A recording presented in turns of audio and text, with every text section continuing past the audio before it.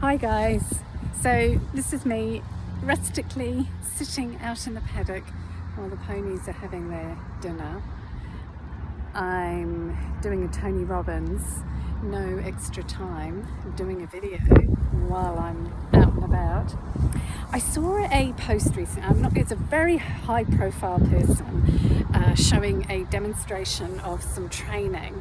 I'm not going to name this person, some of you will know this person, some of you may even have seen the post, but when I was reading the comment section, somebody did have the nerve to comment on their thought that there was an excessive use of pressure, and then of course people came back and said, oh, there wasn't a lot, and it reminded me of that degree. You know, it's really hard to gauge what's too much pressure.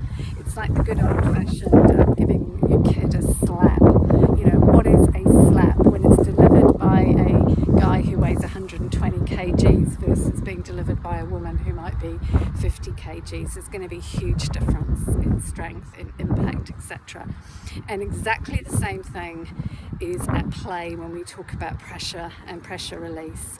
It is dependent on the person delivering it, and we could argue about that forever. But I wanted to zoom out even bigger and go, we know better. We know better. They were trying to get this horse to go down a steep bank, and yeah, on the surface they were saying nice things, they were talking nicely to the horse, but they were still driving with their legs. They were still pushing the horse potentially over threshold. And you know, when we're considering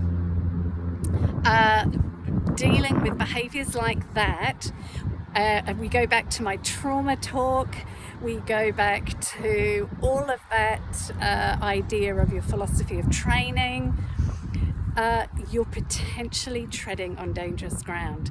And some of you will have seen my recent clips on avoiding escalation, and this is a classic example. And so yes, this horse didn't escalate, and this horse did go down the bank.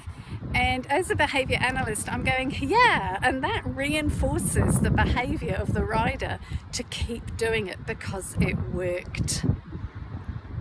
So we have to remember that behavior is all a feedback loop. We are not immune from being reinforced for using certain techniques ourselves. What is true for the horse is true for us. So this rider's behavior of applying leg aid, increasing pressure, that behavior was reinforced because they got the outcome that they wanted. In terms of the horse, we don't know why that horse didn't want to go down that bank. If that horse had been in a traumatic incident, a traumatic fall, it could have triggered all sorts of stuff. We don't know. All we know is that behavior is telling us something.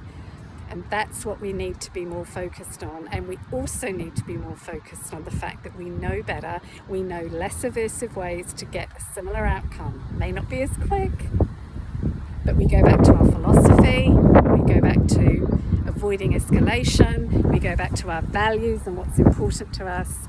That is what is going to help us make the decision. Catch up with you soon, guys.